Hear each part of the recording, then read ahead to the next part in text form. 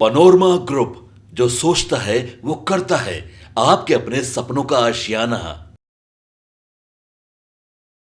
एक तरफ सियासत और दूसरी तरफ आंदोलन ने सत्याग्रह का रूप ले लिया है। जैसा कि आप जानते हैं कि 13 तारीख को बीपीएससी की 17वीं परीक्षा हुई थी। इस परीक्षा को लेकर के कई तरह की अब बातें सामने आने लगी हैं। हालांकि इससे पहले जांच भी हुआ और बहुत सारी तस्वीरें हमने आपको दिखाई भी थी। इस परीक्षा को लेकर के छात्रों का कहना यह है कि इस परीक्षा में बहुत सारी अनियमितता हुई है, जिसके चलते परीक्षा को पूरी तरह से कैंसिल कर देना चाहिए।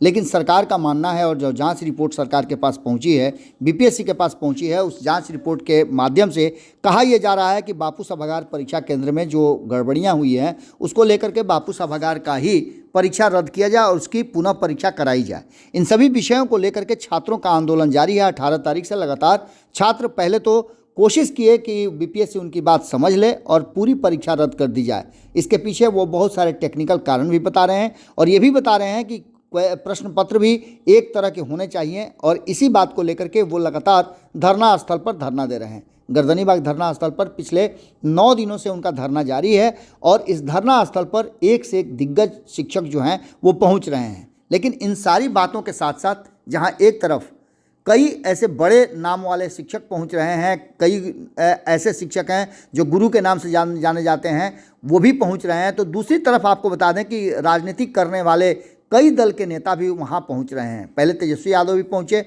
उसके बाद पप्पू यादव ने तो कई बार वहां पहुंच करके उनका हौसला अफजाई किया है। जो बच्चे वहां इस मांग को कर रहे हैं कि परीक्षा पुनः सभी परीक्षाओं को रद्द करके फिर से परीक्षा ली जाए, उनका हौसला अफजाई कर रहे हैं। तो वहीं प्रशांत किशोर ने भी वहां पहुंच करके उनका समर्थन किया है और उनके साथ खड़े होने की बात कही है। प्रशांत किशोर ने 3 दिन का वक्त मांगा था, लेकिन इसके बाद भी आपको बता दें कि प्रशांत किशोर ने कहा था कि यदि आप वक्त नहीं दे सकते हैं तो जब आप आंदोलन करें, जब भी आप कहें तो मैं आपके साथ सड़कों पे सबसे आगे चलने के लिए तैयार हूं।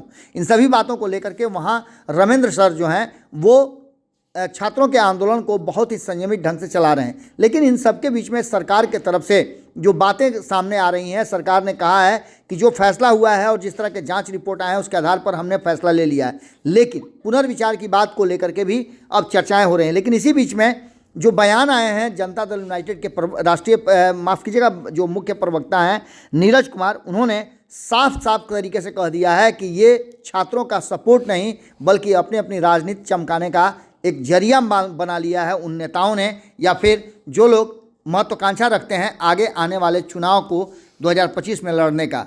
क्या कहते हैं और किस तरह से अपनी बातों को रख रहे हैं नीरज कुमार, आप सुन लीजिए तो आपको अंदाज़ा हो जाएगा कि सरकार और सरकार में बैठी जनता दल यूनाइटेड क्या सोचती है इस आंदोलन के बारे में। बिहार लोक सेवा आयोग नियमित परीक्षा ले रहा है।